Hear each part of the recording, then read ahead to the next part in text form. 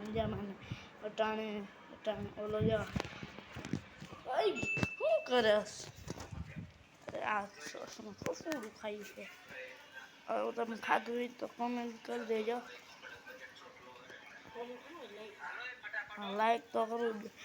like ને follow તો કરો સોસ રોટલી ખાય તો મિત્રો હવે આપણે જાય અંદર અને હવે તમને આજ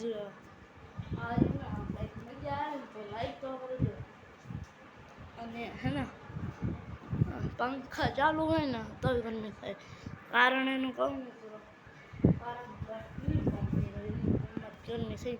એક તો શુક્રવાર હતો આજ મેળા અમે ના હે ગયા એટલે જેમ જેમ ચોપડી